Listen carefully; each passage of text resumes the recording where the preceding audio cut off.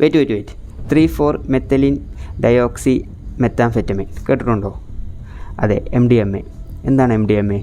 MDMA ഒരു എംപാത്തജനാണ്. എന്താണ് എംപാത്തജൻ? നമ്മുടെ ഉള്ളിൽ കിടക്കുന്ന ഇമോഷൻസിനെ ആംപ്ലിഫൈ ചെയ്യുന്ന ഒരു പാർട്ടി ഡ്രഗാണ് MDMA. എക്സ്റ്റസിന്നും മോളിന്നൊക്കെ ഇതിന് സ്ട്രീറ്റ് നെയിംസ് ഉണ്ട്. On the other hand methamphetamine. Breaking bad സീരീസിൽ നിങ്ങൾ കണ്ടിട്ടുള്ള മെത്ത് എന്താണ്?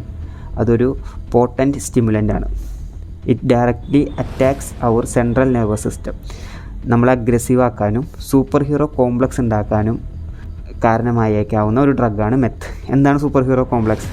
ജസ്റ്റ് ഗൂഗിൾ ചെയ്ത് നോക്കുക, അപ്പോൾ നമുക്കൊരു ഐഡിയ കിട്ടും. ഓക്കെ, MDMA നമ്മുടെ ഹോർമോൺസിനാണ് ബാധിക്കുക.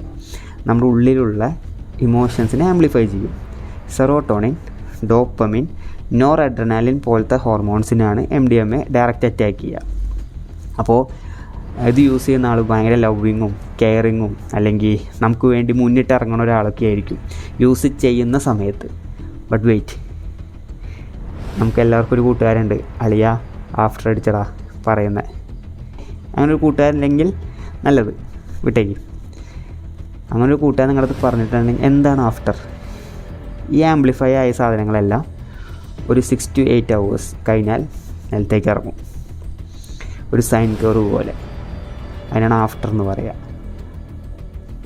ഈ ഒരു ഫ്ലക്ച്വേഷൻ കുറേ കാലങ്ങൾക്ക് ശേഷം അവരെ ഇതിനോട് അഡിക്റ്റ് ആക്കും. 10 പേരടിച്ചാൽ ഒരാളുടെ കിളി പോവും. അങ്ങനെയാണ് അത് ഡിസൈൻ ചെയ്തിട്ടുള്ളത്. ഒരു അസിമെട്രിക് വാർഫെയർ എന്ന് വേണമെങ്കിൽ നമുക്ക് പറയാം. പക്ഷേ നമ്മളാണ് യൂസ് ചെയ്യുന്നത്. അതുകൊണ്ട് ഈ വീഡിയോ നിങ്ങൾ യൂസ് ചെയ്യണമെന്നോ യൂസ് ചെയ്യരുതെന്നോ പറയാനുള്ള വീഡിയോ അല്ല. ഉപദേശങ്ങളൊന്നുമില്ല, നോ ഉപദേശം, ഒക്കെ നിങ്ങളുടെ ഇഷ്ടമാണ്. ഞാൻ എൻ്റെ ഒരു സയൻറ്റിഫിക് ആയിട്ടുള്ള കാര്യങ്ങൾ പറഞ്ഞു തന്നു എന്ന് മാത്രം. സെൻസൈ ഒപ്പമുണ്ട്.